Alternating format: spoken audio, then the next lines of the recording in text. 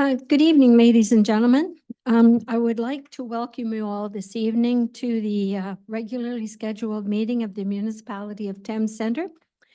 We're located here in the council chambers at the municipal office, 4305 Hamilton Road in Dorchester. The date is Monday, March the 11th, 2024, and the time is 5 p.m. and I would like to call this meeting to order. I've been informed there are no additions to the agenda. So do I have a mover and a seconder to approve tonight's agenda? Deputy Mayor Smybert, seconded by Councillor Lockie. All in favor? Thank you. That motion carries. So to the members of council, any disclosures of pecuniary interest? Okay, none then. Thank you. And I have no announcements this evening. And there are no presentations. Oh, I'm sorry, Tom. Sorry about that. Go ahead. I just wanted to highlight some of the work that the volunteer fire department's doing with their fundraising for fire prevention. And I think it's a really good initiative and a really good example of a one-team approach for Thames Centre. So just wanted to give a thumbs up. Thank you. I wasn't aware, but great job. Thanks. Anyone else with an announcement then before we move on? No? Okie dokie. So then we'll move on to item number 7, adoption of the minutes. So I'm looking for a mover and a seconder that the minutes of the regular meeting of council held on February the 26th, 2024 be approved as circulated. Again, Deputy Mayor Smybert and Councillor Crockett. All in favor? Thank you.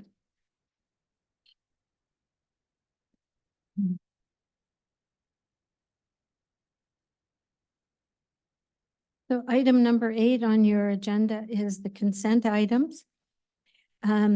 Items listed under the consent agenda are received for information in one motion. Council members may request that one or more items be separated for further action. If there are none, then I would like a motion from council to receive the consent agenda items 8.1 and 8.2. Councillor Lockie, seconded by Councillor Heeman. All in favor? Thank you. Just to note on item number 8.2, we will be addressing that a little bit further under 9.7. So reports of the departments is item number 9. CAO 003-24 2023 Thames Centre annual highlights, and we're asking the CAO to present. So Mr. Barrick, when you're ready. Well, that's great. Thank you so much, Mayor. So you have before you an information report related to what is the first Thames Centre annual highlights document for the year 2023. It just happens to coincide with your first year in your term of council. And so the thought is to do this annually now moving forward as well, culminating then in an eventual term of council highlights document. With the receipt from council and certainly pending any feedback, not only on this one, but as well moving forward, our intention as well to communicate this, have it available broadly, have printed copies and through social media and on our website. In future, you will see that the highlights and achievements will be more aligned with your strategic plan goals and priorities because the strategic plan initiated in 2024 and this is 23, you'll see that the layout is a little bit different, but it does reference many of the same things like community events, capital highlights, greater transparency and accountability, and some grants. So with that, I'm happy to answer any questions, but it is, in our view, a great communication tool to highlight to residents the achievements of council and the municipality during the year. Thank you. So does council have any questions or comments on the report? Councillor Crockett? Through your worship, I just want to say thank you to CAO and the staff for putting this together. I think it's I mean, as a counselor, I think it's kind of fun to see what our year in review looks like, and I look forward to seeing it upon completion at the end of our term. Great, thanks. Any other comments or questions? Okay, seeing none then, do I have a mover and a seconder to receive this report? Councillor Lockie and Deputy Mayor Smyberg, all in favor? Motion carries. So item number 9.2, CAO-002-24, Partners for Climate Protection Program. And again, we'll ask Mr. Barrick to present. Well, that's great. Thank you, Mayor. So as noted before you, you have an option for consideration respecting affiliation with the Partners for Climate Protection Program. This notion stems from an Environmental Advisory Committee meeting in December with some recommendations to this council to consider the Partners for Climate Protection Program as well as another program that is highlighted in this report. Staff have done some diligence here with respect to weighing both of these programs. And for consideration, I won't go at length into the body of the report, but what we're recommending in line with the Environmental Advisory Committee recommendations is to consider proceeding with joining the Partners for Climate Protection Program. In essence, what that means is being willing and committed to achieve certain milestones, which are highlighted in the report. But it does start with tracking the emissions of the municipality, that is our assets, our owned assets, our vehicles, our facilities, water, wastewater, et cetera. So tracking, committing to have reduction targets, and then moving forward to make attempts to try to stabilize or bring those emissions down. That dovetails kind of nicely with a lot of the work that we're currently doing anyway with respect to our asset management planning. And so we think this is a nice fit in line with the Environmental Advisory Committee. And so you see before you a very specific resolution, and that resolution is required for the municipality to in fact be a partner. The cost implication to join, we anticipate would be a one-time fund, a one-time aspect of about $25,000 to set up the corporate benchmarking. That is a historical view of our emissions. And so there's additional information in the report. The second item that was recommended by the Environmental Advisory Committee is basically it's called a Building Adaptive and Resilient Communities Program. And it is a separate fee to join the program, which is a $20,000 annual cost just to be a member, and would include additional staff time and implementation costs with respect to coming up with an adaptive climate adaptivity and resilience program. So we don't think it's feasible to do both of these at the same time. And that's why you see it's been triaged and recommending deferring that second program down to another time. So with that, I'll be happy to answer any questions you may have. Thank you. Thanks, Mr. Barrick. Any questions from council on this matter? Councillor Lockie. Thank you so much for pulling this together. I think it's fantastic that you're very proactive. It is a large amount of money to spend, and I don't know if I don't think the EAC was, knew of all the costs. So I personally think it would be wise to bring this recommendation to the EAC first and get their endorsement and just make sure that that's how they feel is the best way to spend these funds. Through the mayor, yeah, I'm certainly it's council's ability to refer or defer this to the committee. This particular matter came up at the last Environmental Advisory Committee meeting, and they wanted this to come straight to council. So if you're welcome to push it back to the committee as well. Thank you. Anything further, Councillor Lockie? Yeah, well, I don't think we knew of the costs though pertaining to it. So I'd like to just go back to the EAC and, knowing what the cost is, are we sure this is the best way we want to spend the money?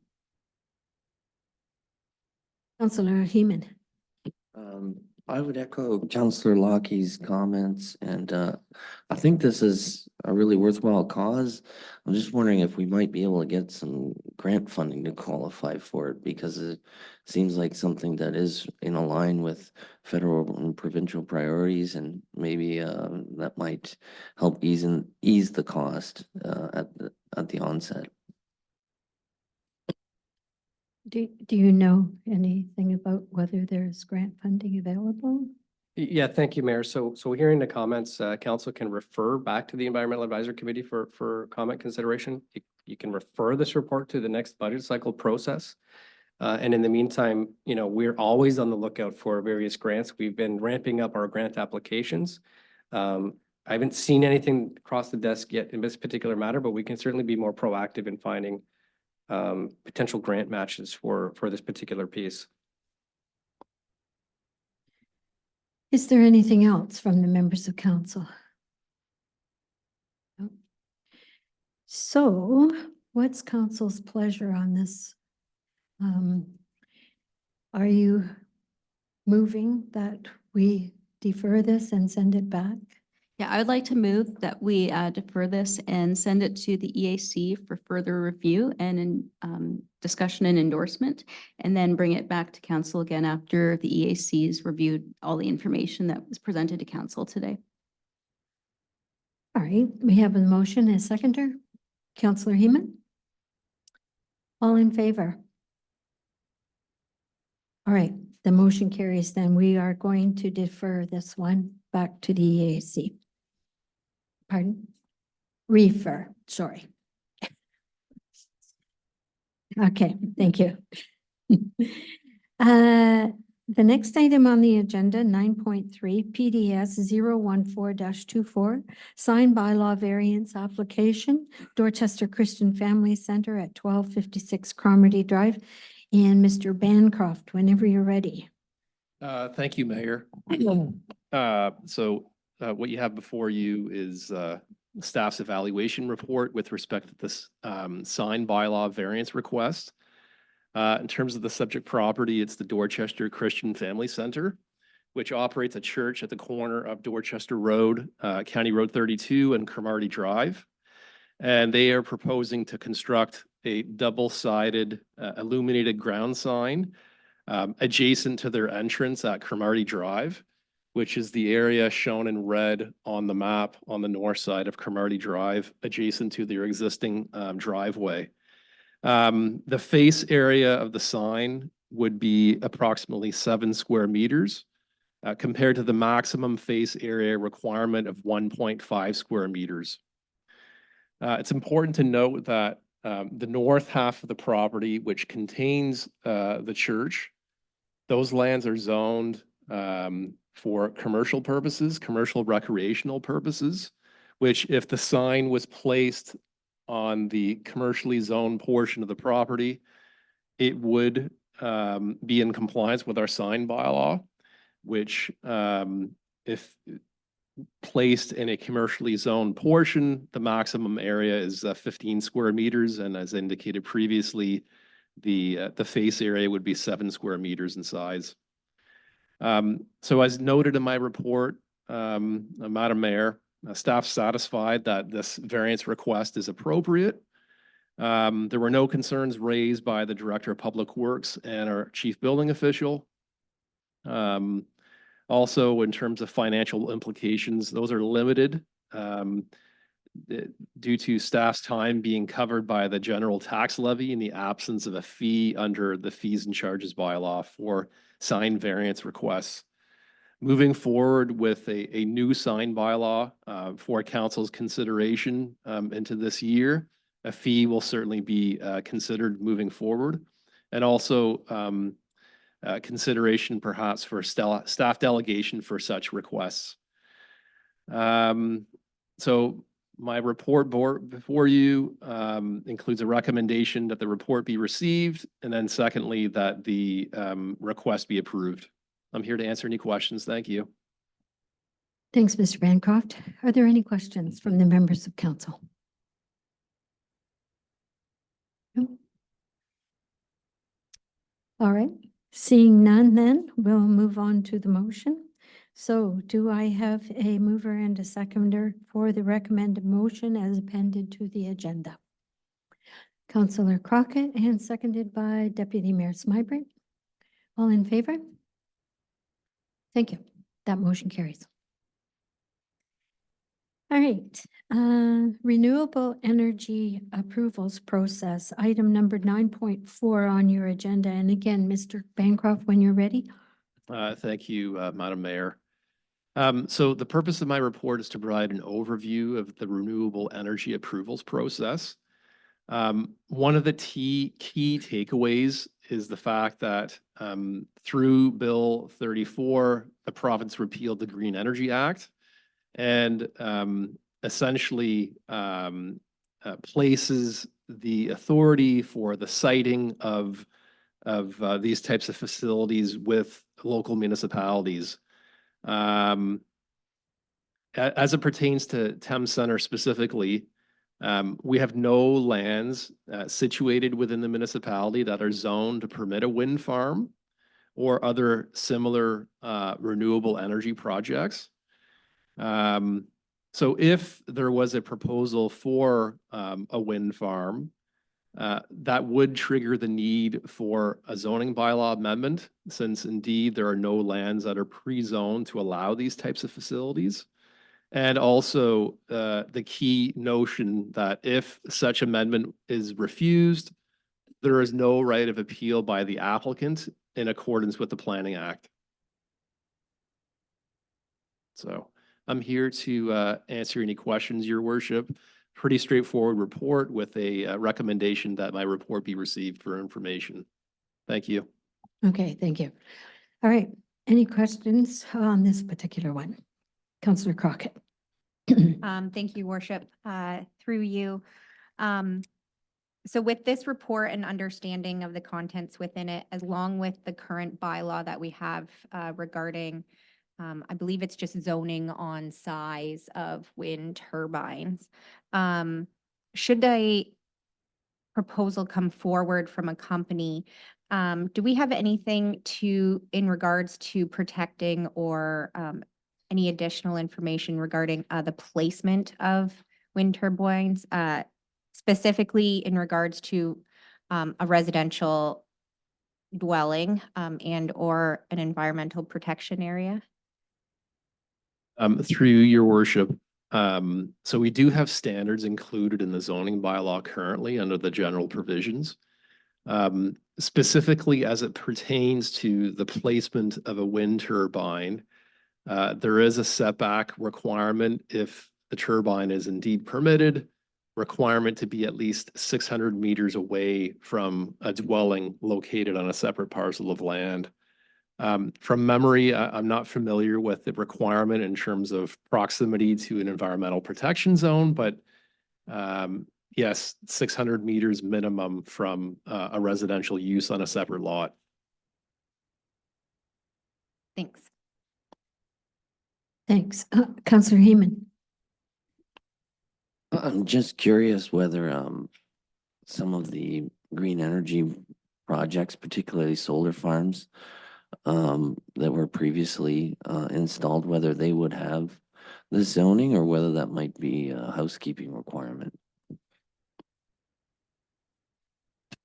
Through Your Worship, when it comes to solar farms, as I understand it, those are not permitted within a prime ag area because they take up prime agricultural land essentially.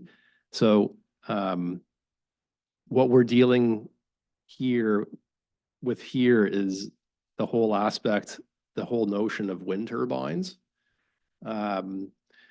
Specifically, our zoning bylaw makes reference to wind turbines. From memory, I'm not so certain that there is any reference to solar, and that's likely because they're not permitted in a prime ag area to begin with. Thanks. Any other questions from the members of council?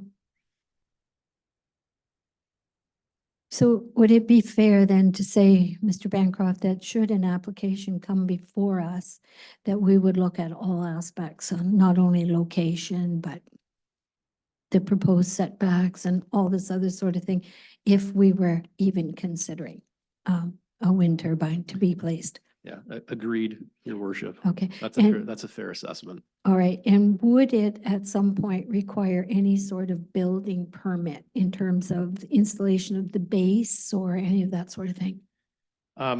I would anticipate it would require a building permit. After all, we do have a building fee for such structure. Right. So, Okay, thanks.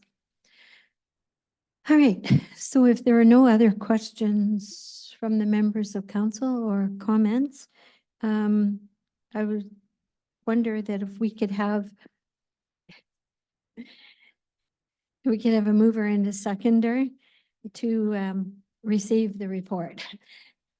Councillor, I'm sorry, Deputy Mayor Smybert, seconded by Councillor Heeman. All in favor? Okay, that motion carries. Thank you.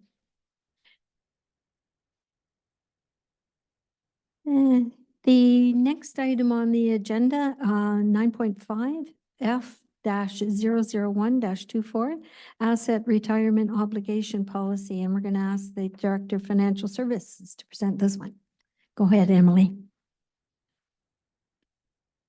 Thank you. The asset retirement obligation policy is before you today because it's a new public accounting standard that has come into effect for years beginning on or after April 1st, 2022. When developing this policy, we consulted other municipalities as well as our external auditors to ensure compliance with the new standard. An asset retirement obligation exists when there is a legal obligation to incur retirement costs in relation to any tangible capital asset. The past transaction or event giving rise to liability has occurred. It is expected that future economic benefits will be given up and a reasonable estimate of costs can be made. The assets that have been associated typically with this, for us in particular, are buildings, landfills, leases, gravel pits, above ground storage tanks. And for your information too, it'll be replacing the previous standard that we used for post-closure liabilities regarding landfills, which was, you would have noted in your 2022 audited financial statements. We are currently working through the valuation process and we will be incorporating this recognition into our December 31st, 2023 year-end statements. And we'll be reviewing those evaluations on an annual basis, as well as the policy would come back to council to review in once per council term. If you have any questions, I'd be happy to answer those. Okay, does council have questions? Councillor Lockie. First, I'm probably the only counselor that gets really excited about this kind of stuff. I think it's great that they've updated the public standard because it, minimizes our liability. Have you done any preliminary calculations to see what the true up might be? Through your worship, we're very much in the beginning stages of that evaluation, so I'll have to stay tuned for more information. Thanks. No other questions? No, it's straightforward. Okay then, and no other questions from any other member of council then before we move on. Okay. So do I have a mover and a seconder for the recommended motion as appended to the agenda? Councillor Lockie and seconded by Councillor Heeman. All in favor? Motion carries. Thanks. Now, the next one, I guess you're not moving, are you? 9.6 F-002-24 Property Tax Billing and Collection Policy. Go ahead, Emily. Thank you. So the municipality of Thames Centre recognizes the importance of having a written billing and collection policy for our property tax accounts. We collect taxes, as you know, on behalf of the municipality, Middlesex County, and the local school boards. It's our responsibility to ensure that all overdue property taxes are collected.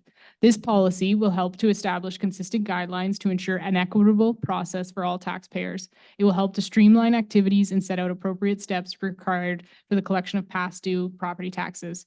It will help to also ensure a clear and consistent written policy for the municipality, as well as ensure all activities conform to current legislation. When developing this policy, we consulted with other municipalities, tax policies, as well as external partners such as Real Tax. This policy will be reviewed every 5 years or more frequently as legislation changes. If you have any questions, I'd be happy to answer those. Thank you. Any questions from the members of council regarding this particular item? No? Oh, Oh, I almost thank- called you counselor there. I just gave you a bump up. Well, Go thank you, ahead. Mayor. I just want to take the opportunity to thank the finance team for putting this together in relative short order, both the treasurer and the deputy treasurer. There is nothing in place up until now. So I can tell you that with council's approval, we'll provide a tremendous amount of guidance for staff moving forward. So thank you. That's great. Nice to know that we're moving forward in a few paths. That's good. So there were no other questions from the members of council. So do I have a mover and a seconder for the motion?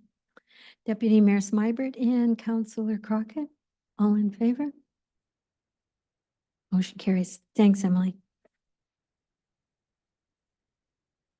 All right, the next item, 9.7 CS-002-24, Community Grants Program, and we're going to ask the very busy Director of Community Services and Facilities to present. Whenever you're ready, Steve. Thank you. Thank you. Good evening, Council, and through you, Your Worship. You have before you report number CS 002-24 regarding the Community Grants Program. This report stems from Council's December 11, 2023 resolution to establish a Community Grants Program and for staff to report back with a recommendation for the process. $40,000 was budgeted for this program in the current year, with $5,000 of this amount already committed to Lower Dorchester's robotics program. This report includes an attachment which outlines the municipal grant expenditures from 2016 through to 2023 for your reference. Staff is recommending a transition year for 2024, with this being a new program, ensuring those groups who have received a consistent amount in the last 2 years, that they would continue to receive that this year. That amount, again, referring to the first attachment, would total $21,600 of the full budget, going towards continuing that on. Any other groups that have requested funds for 2024 would be advised to apply via the new grant program, with a draft copy of this new application also attached for your reference. Moving forward in 2025 and beyond, all groups, including those that we're recommending, get automatically carried over this year. Even those groups for 2025 would have to apply, with the only exception for applications being the 5 cemeteries. For this new process, staff is recommending that after each budget is approved annually, we proceed with pretty straightforward steps. First of all, advertising for grant applications. Secondly, staff reviewing all applications and submitting recommendations to council. Council would then review submissions and recommendations and finalize the decisions.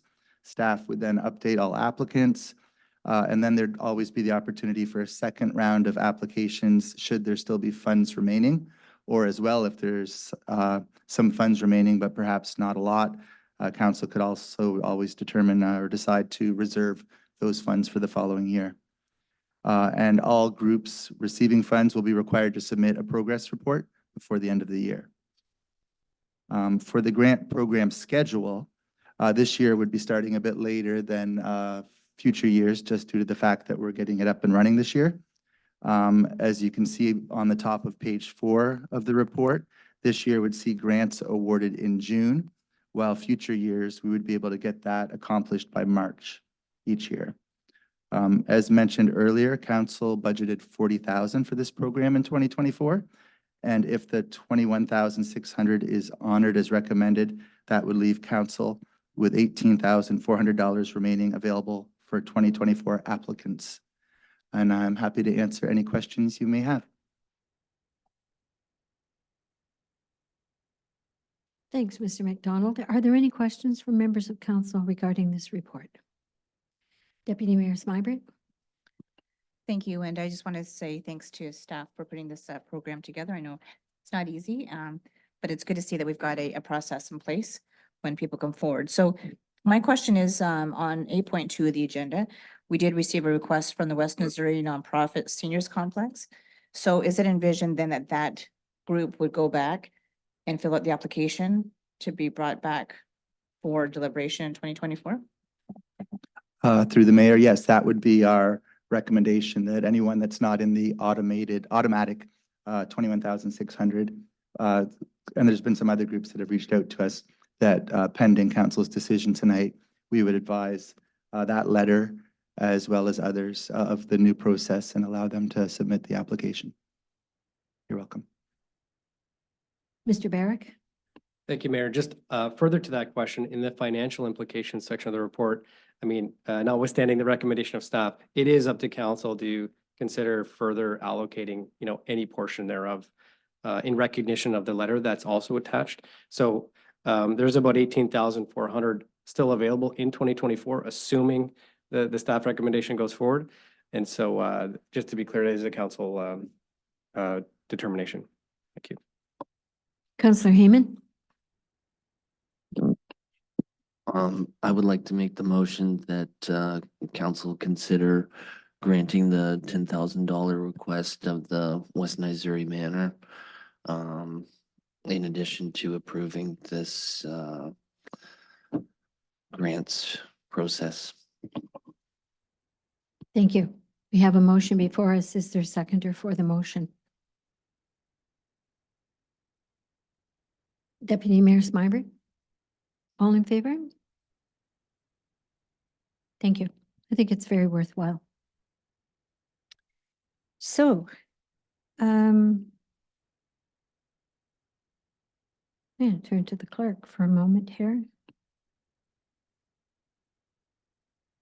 Right? It's okay. You guys figured that No, out. I just have a question for Steve. So through you, your worship, to Director McDonald, I just had a question looking at the schedule for the grants program is how would staff handle like an ad hoc request if something were to come up through a committee that was looking for support, say midway through the year? Would it just be assessed with available funding, or has that been thought about yet? Yeah, that has not been determined. There's been no determined way to do that. There'd be some options, whether we see if they can defer until the next budget year. And if not, I'm not sure how we'd want to direct them. Thank you, Mayor. Further to the question, I think the path is 1, possibly 2 intake periods a year. And if someone is, residing outside of those intake periods, they always have an option to do exactly what Missouri Manor did with Missouri, to submit a correspondence directly to council. That's probably what staff would do, is either they fit into those intake periods or they would make the request directly to council. Perfect. Thank you for that. And then just a follow-up question. On the application process, what is like the parameters around the community grant program? Can existing like service groups apply for this? If you're already receiving funding from Thames Center in a different, out of a different bucket, can you apply for this? Just some clarity on that, I think. The way that the application has been worded right now would allow any group to apply. It does specify no individuals, but other than that, we would be open to consider anything. Perfect. Thank you. any other questions or comments from council? So retrospectively, I think maybe what we can do is do this in 2 parts. We have the second part that is, we've already approved the giving money to the West Missouri Manor. But I need a mover and a seconder for the report to be received by council, and that council approve an annual community grants program starting in the second quarter of 2024 with the approved budget allocations. You did both at once? Okay, I missed that then. All right, so we have that motion accepted and carried then. Thank you. Okay, you're still up. So 9.8 CS-0023-24 Rogers Communications 5G Tower. Go ahead. Thank you, Mayor. You have before you report CS 003-24. As per the report, Investigation into a potential of a tower here began back in 2018. Within 2 years, in January of 2020, a notice of completion was signed between the municipality and the Canadian Radio Communications Information and Notification Service, who go by the acronym CRINS, which saves a lot of time and effort. 3 months later, in April of 2020, the municipality then signed off on the Land Use Authority recommendation report from CRINS. Then just under 2 years after that, in February of 2022, Thames Center entered into an agreement with Rogers, renting them a small piece of land, approximately 1,600 square feet, beside the Parks and Facility Garage, as the location to erect their tower. This agreement has a 5-year term ending in January of 2027, with Rogers having the option to extend the agreement for 3 additional 5-year periods, with each extension increasing the rent by 10%. Rent begins being charged on the first of the month following the beginning of construction, which means with the current schedule that their first rent payment would be next month, as they are planning. One update since the report was submitted, at time of submission there, they had yet to award the contract to a company. They have since awarded the construction contract to a company named Rigorous Construction, and their updated schedule has them mobilizing as early as today and starting site work tomorrow and completing the entire project before the end of next month. Other project details of note, the tower will be 25 meters tall, which is 82 feet, and it's already been pre-approved by anyone who needs to approve such a tower, including the airport, NavCan, and Transport Canada. Excuse me.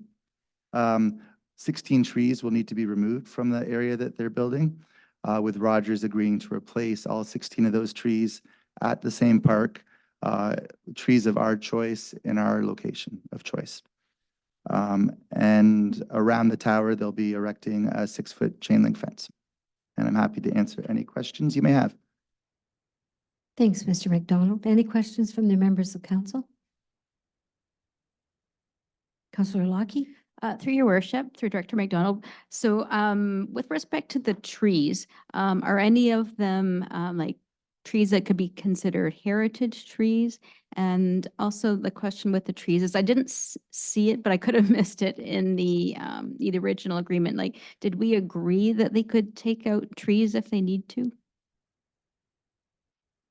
I'm not sure if it was ever explicitly discussed about the removal of trees, but the site that was approved for them from the begin, or that was agreed to with them, it's covered in these trees, so it would be impossible to do anything there without removal of the trees.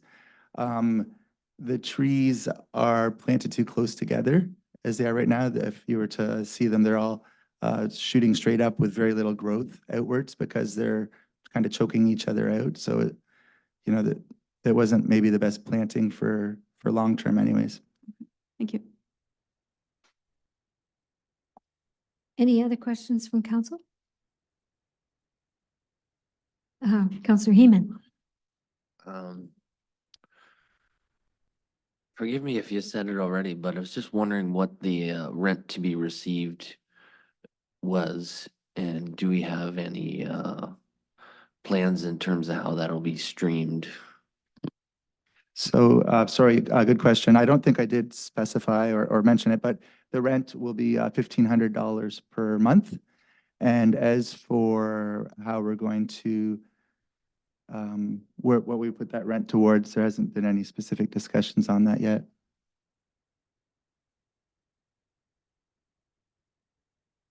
Follow up, Tom? Yes, through your worship, I'm just wondering if we can earmark those funds to the Dorchester Park, seeing as, you know, this is, you know, it's, the rent is coming from that park facility, and there's a loss of space to the park that maybe we could, you know, use this income to provide further enhancements to the park. Thanks, Tom. Do we need to go further with this discussion then?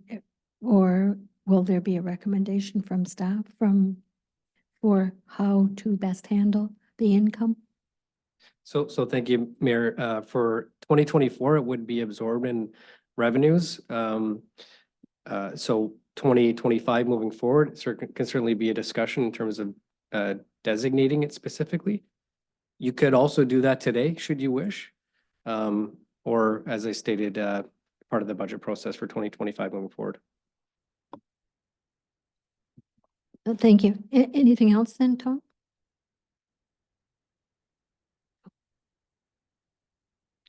All right, so leave it to the next budget cycle. Councillor Lockie? But I would like to formally make the recommendation from council to allocate the revenue towards the recreation budget for the park. All right, so we have that motion before us presented, and are you seconding then? Okay, and all in favor? Okay, the motion carries then. So at this point then, I'll ask for a mover and a seconder to receive Mr. McDonald's report. Councillor Heeman and Deputy Mayor Smyber, all in favor? Okay, that motion carries. Thanks. And you can't go yet. No. Community Garden, report CS-004-24. Go ahead. Thank you, Mayor. You have report CS 004-24 regarding a community garden pilot project before you. This report provides staff recommendations on how to launch this project for the 2024 growing season. The spreadsheet attached to this report shows the main pros and cons of the various municipally owned sites that were considered for this project. We focused solely on locations already serviced with water, as otherwise it would take roughly $10,000 of the budget just to get that in place. Analysis of sites led to 2 prime locations, with both of these being recommended in the report. That being the community garden that is already established at the Thorndale Library, along with a new garden within the fenced-in area, which used to be the green space for the co-op nursery in the Flight Exec Center. Both of these locations have benefits that outweigh any other locations. In addition, proceeding with these 2 locations will provide this amenity in Thames Centre's 2 largest towns. There are various groups and clubs that have been contacted and expressed interest in being a part of this project, and the Senior Center is considering a community garden class or program which could provide further support.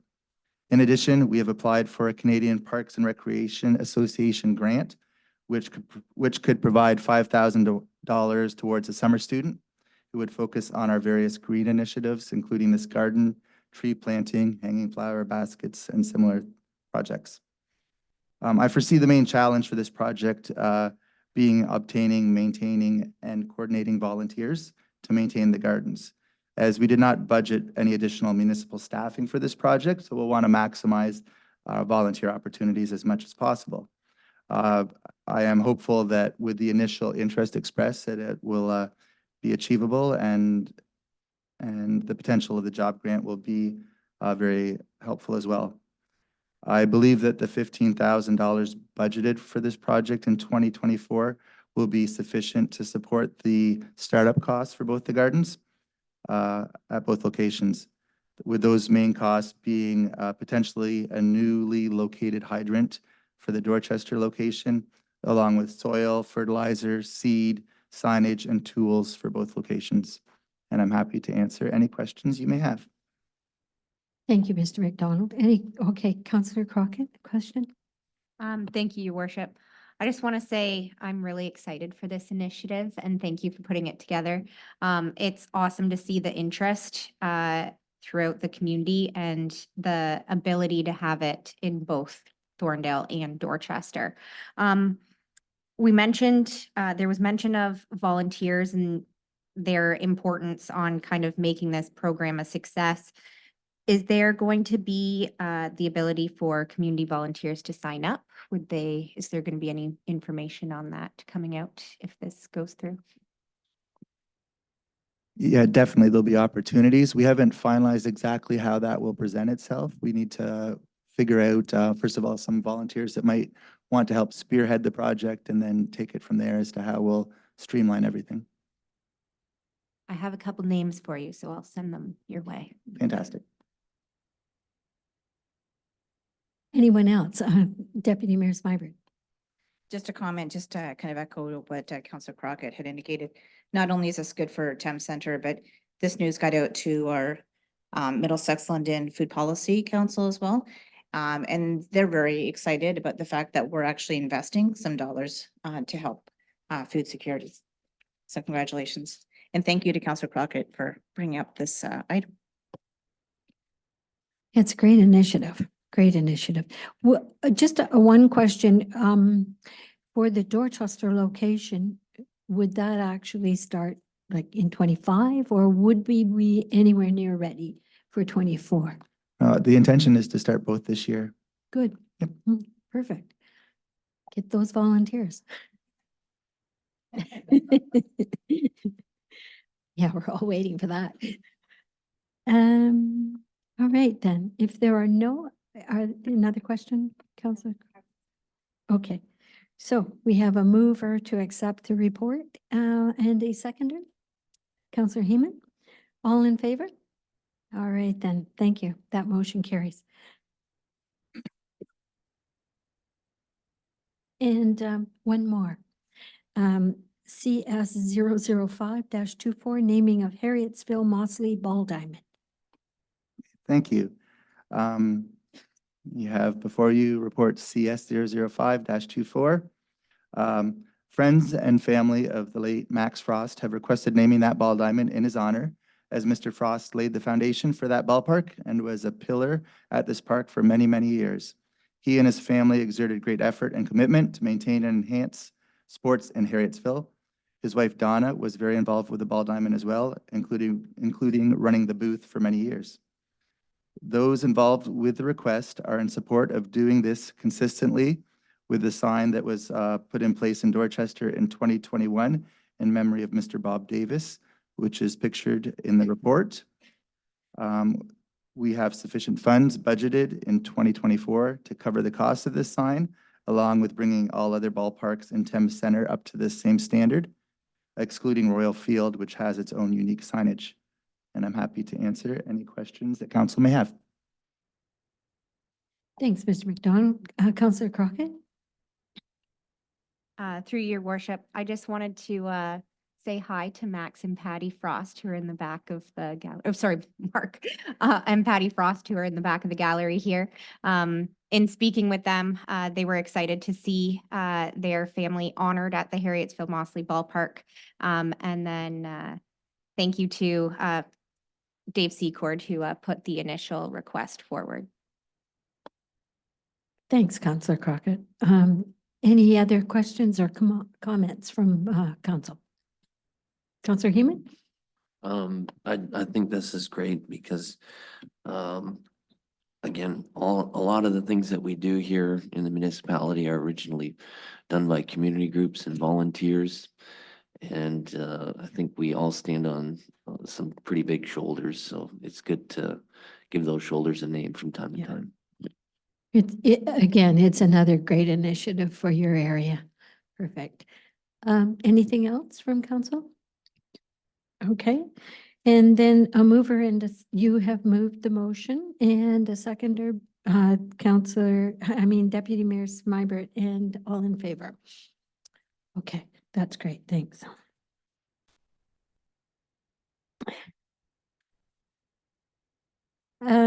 Reports of committees. Items listed under the reports of committees are approved by council in one motion. Council members may request that one or more items be separated for further action. And we have, they're listed on your agenda. So a mover and a seconder.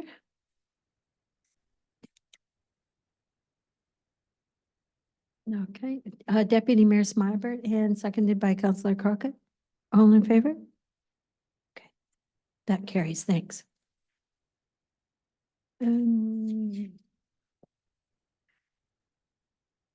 Item 10.1, Accessibility Inclusive Advisory Committee meetings. I'm sorry, I bopped on my page here. The item number 11, we decided, or I decided to do things a little bit differently, and rather than sit up here and give you a litany of the places I've been and the people I've met and the times I did and that sort of thing, which is probably exciting information for just about everybody. I am moving my report to a printed one that is attached to the minutes. So you're free to read at your pleasure. Then we'll go on any unfinished business. Councillor Crockett. I just want to say thank you before moving away from your mayor's report here to yourself and Tom for joining me at the mini town hall that occurred on March 4th, so last Monday in Ward 3. And I look forward to seeing those occur in Ward 1 and 2 in the coming month-ish. And thank you for that. And I must say at this point too, that it was, when we try these new things, we're never quite sure how they're all going to turn out. But we had maybe 7 or 8 people who joined us that night, along with CAO Barrick, and as Councillor Crockett alluded to, Councillor Heeman. We had some great questions, some great discussion, and yes, we are planning 2 more town halls. We have the dates selected. We're just working on location, and that'll be out. But what we're trying to do is cover it in the months of March, April, and May before we actually get into sort of the summer period when people are attracted to other things besides what's going on in their wards. And the one nice thing was that Councillor Heeman came out and joined us too. So any other councillor who's interested in going to the next one, which will be in Ward 1 towards the end of April, you would be most welcome. And thanks to the community too for coming out and supporting it. All right. So there's no unfinished business, I'm taking it. And so we're going to turn to item number 13, notice of motions. And I wonder if before we examine this, if Councillor Crockett wants to speak to this motion. For sure. Thank you, Your Worship. Actually, both motions are mine, but we'll focus on the first one, being school bus signage. Unfortunately, there's been a lot of concerns around vehicles passing school buses with their red flashing lights on, primarily along County Road 74. I know Scott over here has done a few articles on it, and our lovely communication staff here at Thames Centre has continuously sent out reminders to drivers to stop when the red lights are flashing. In particular, I was in contact with 2 residents that reside along Westchester Bourne or County Road 74. And over the course of Q4, the OPP had reported 14 school bus safety infractions. So that would be between September and December of 2023, just along Highway 74. One resident right at the border of Belmont and Thames Centre actually made a note of it, and 9.5% of the pickups, so 7 out of the 74 pickups in the new school year, they had drivers pass their school bus with the flashing lights on. So the statistics are terrible, which has me bringing forward this motion to request that the county erect no passing of school bus signs along County Road 74, 2 being north of 401 and 2 being south of the 401. Without reading the motion in its entirety, that's kind of a good synopsis of what it states. Thanks, Councillor Crockett. This is a serious issue. Is there any comment or question from members of council? All right. So Councillor Crockett has moved this motion, and I was wondering who might like to second. Councillor Lockie. No further discussion. All in favor? Motion carries. Thank you. And again, if you'd like to speak to the next item, the flashing red lights on the stop signs at Cromarty and Dorchester Road. Thank you again, Your Worship. So bringing forward a second motion this evening.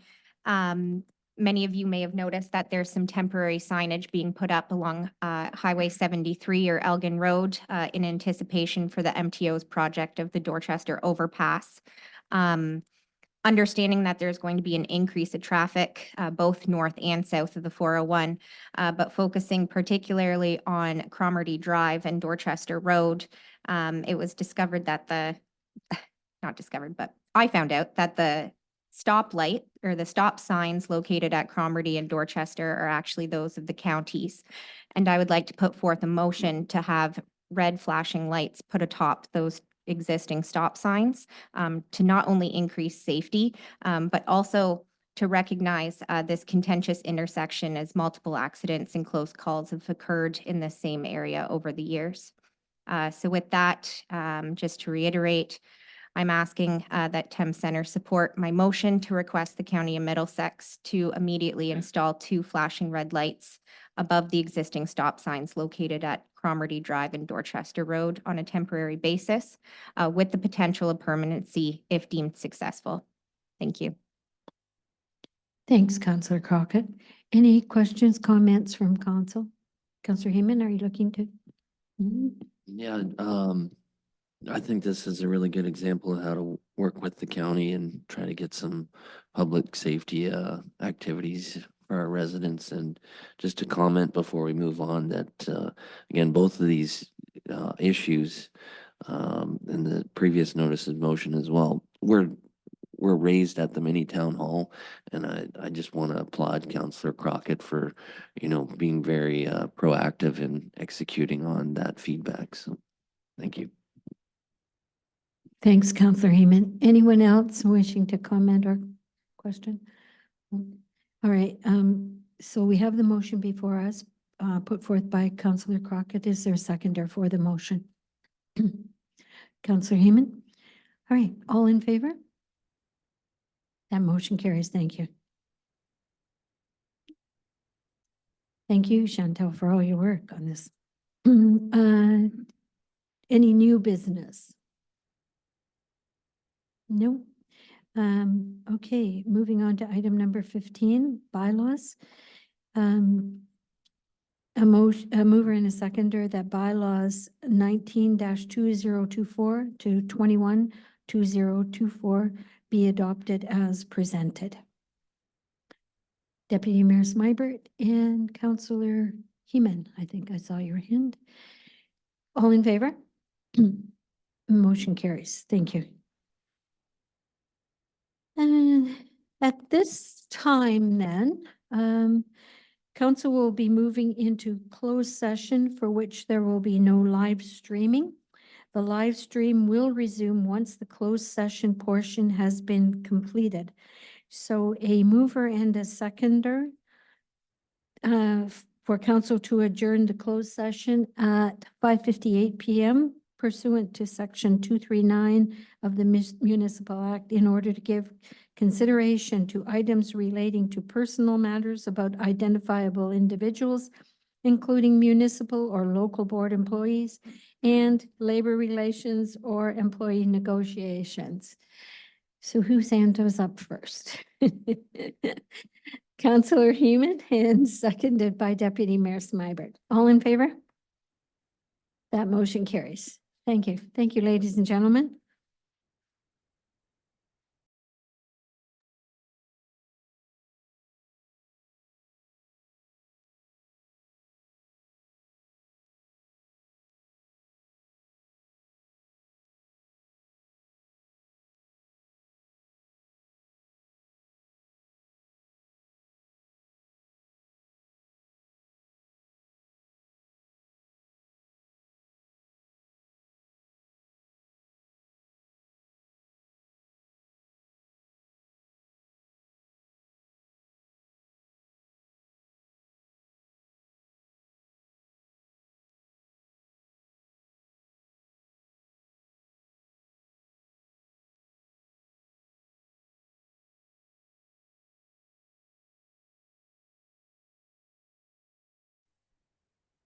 So coming out of closed session, the following resolution.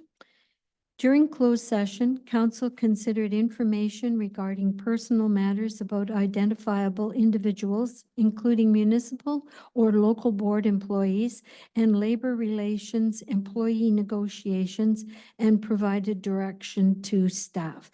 This time I'm going to ask the clerk to read the recommended motion and ask for a mover and a seconder.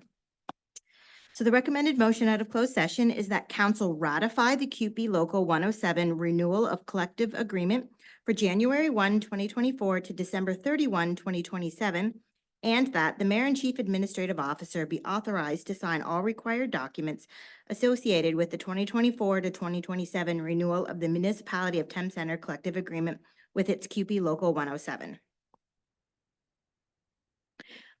A mover and a seconder for the motion, Councillor Heeman and Councillor Crockett.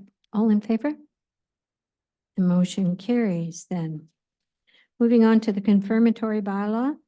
It being a bylaw to adopt, confirm, and ratify matters dealt with by resolution of the municipality of Thames Centre. A mover and a seconder, Councillor, I'm sorry, Deputy Mayor Smybert and Councillor Lockie on this one. All in favor? Motion's carried. Thank you. All right, going forward, meeting schedule. Next, our regularly scheduled meeting is Monday, March the 25th, here in the chambers at 5 p.m. And then again, Monday, April the 15th, at 5 p.m. at the Thorndale Lions Community Center. So, a mover and a seconder to adjourn.